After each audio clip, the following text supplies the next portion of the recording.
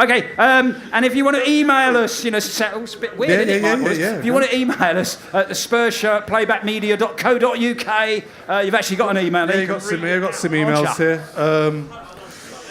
This is the rant, really. Terry Jordan from Margate in Kent, great job with the podcast. One of a rant regarding our complete inept performance by all the officials at the Stoke game. Why are these piss-poor amateurs allowed to keep getting away and making such blatant mistakes that my 2.5-year-old son could get right week in, week out and never punished for? It's very true. We should have had at least 4 penalties. Where's he get 4 from? At least 4 penalties. At least 4 penalties. That was 4. And Annabelle's goal was never offside. There we are. Thank you, Terry, for writing in. Nice one, Mike. Now, I notice you've given yourself these little short emails. The one Mike's given me looks like that. I always give Phil the long emails. The BBC are going to be serialising this. This is the new Downton Abbey, folks. That's actually a very good email. Anyway, it's a very funny email. Have I got to read the... Listen, just hang in here, will you? It's very funny. This is from Matt Hutch, actually, who says, right, I'm going to try and do this quite quickly. He says, if anyone deserves a shout-out, it's my mate Big Alex, who is of a superstitious nature. Much like the old-school managers would never change a winning team, he will never change a winning outfit, wearing the exact same clothes, unwashed, might I add, to the next game he attends. The story begins in September with him attending Wolves away in a Spurs third shirt, khaki shorts and flip-flops with sunglasses on his head. We all know where this is going already, don't we? This was an easy superstition to follow for both the Liverpool and Arsenal games due to the warm, sunny weather. But by the time QPR came round, his resolve was already being severely tested, as were the olfactory senses of those who attended games with him. Sense of smell. Yeah. Yes. I have to admit... I didn't know that, actually. I have to admit that I had my doubts until Fulham away, when the team rode their luck during the second half, and we all came away convinced that the slightly blue person in the lucky outfit had been the difference between a draw or a loss and a win. The Spurs went marching on, and so did he, risking hypothermia and ridicule at the hands of his fellow Yids. But the word and the legend was spreading via Twitter and Spurs forums, and as the team dispatched Villa and Bolton, more and more people were saluting him for the level of personal sacrifice he was making for the team. So, we come to Stoke away. Probably the most exposed ground in the country during a wintry spell of weather, but Alex's only concession to the temperature was a hoodie thrown in the back of the car in case of emergency. It should be mentioned at this point that during the week building up to the game, he'd been in contact with the club, and if the team managed to take all 3 points up at the Britannia, Spurs TV wanted to bring him up to the training ground and film a feature on him. And I'll listen to that. What a lovely... Listen to that. I love it. The words big screen and Sunderland game had been used, as had meet the players and boardroom after the game.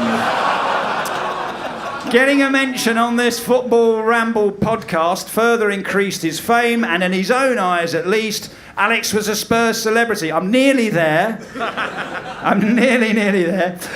On the way up to the game, Alex was understandably very excited and very nervous. As we made our way north, I kept up a running commentary of weather conditions and the car's outside temperature reading, whilst he busied himself filming a video diary to record his potentially momentous day. I could actually meet Rafa and Ledley and Bale, he said, turning towards me with wonder in his eyes. Down to 6.5 degrees and the rain's getting heavier, I sympathetically replied. Once inside the ground, Alex Smithy and I stood and enjoyed a beer as a succession of Yids came up and shook Alex by the hand. We listened to people in the groups around us explaining to their mates the story behind this massive blonde bloke wearing the woefully inadequate clothing. "Look, it's the geezer in the shorts," went the cry, accompanied by general sniggering and, you know.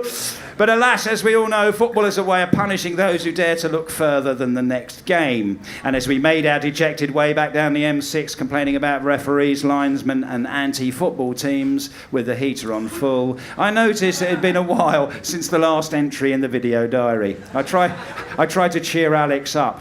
Well, at least he can wear warm clothes to the Sunderland game.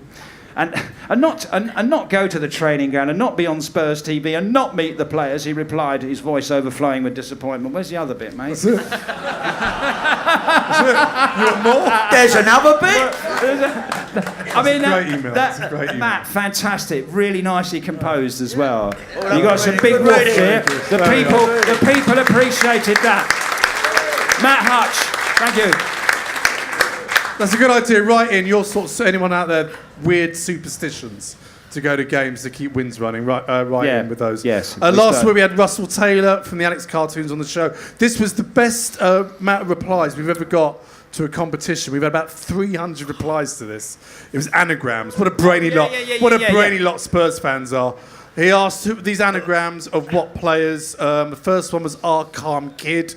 Answer Luka Modric. Of course. Weekly Lark was Carl Walker. Dire Bald Ref was Brad Friedel. Star Trek Cop, the answer's Scott Parker. And the best one ever, Bagel Hater, was Gareth Bale. And didn't you get that one, Theo? Did you get that one? No. Two people winning signed copies of the Alex cartoon book. Matthew Reynolds and Mark Brockbank. We picked Fantastic effort. There we are, guys. So thank you, Russell. Yeah, nice one. Alrighty, and we've got a game coming up. We do, a game coming up on. When are we playing? Saturday or Sunday, isn't it? Sunday. Does anybody know? 3 o'clock. So 3 o'clock kickoff though on a Sunday. Yeah. Is Tommy Harmer playing? Yeah. Oh, They're a bit lucky though. 3 weren't they, o'clock. Hang on, Sunday? wait a minute. 3 o'clock Sunday. Yeah. Did you say? Yeah, because of the Europa game. So it's not on telly. That might be a good thing. Could be. Yeah, we'll be there. We'll be there. We'll see it. Well, Steve goes up. To lift the FA Cup, we'll be there. We'll be there. With Steve goes up to lift the FA Cup. We'll be there. We'll be there. Oh, it's a loving, folks.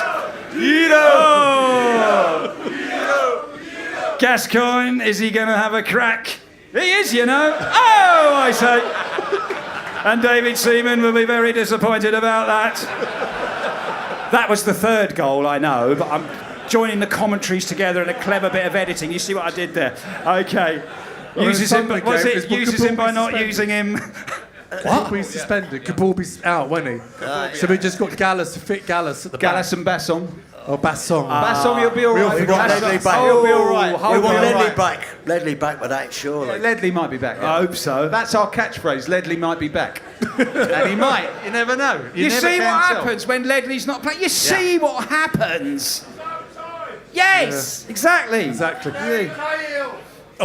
One What? thing, another bit of information. We finally maybe. put. I don't know why anyone would want these, but you never know. We finally put online all the old Spurs Show podcasts from the beginning. All of them?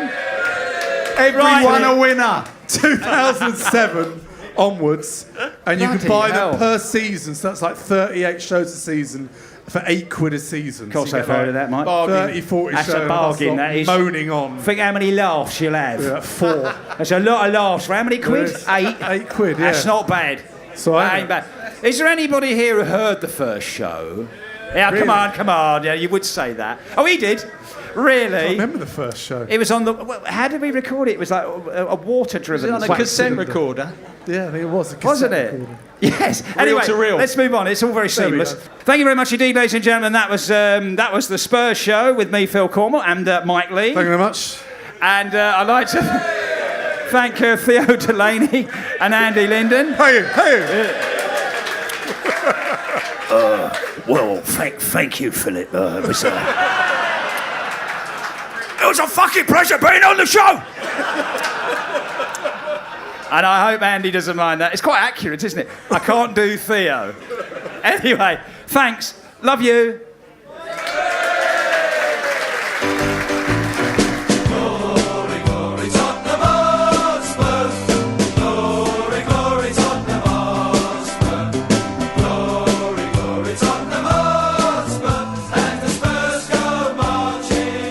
This is a Playback Media production.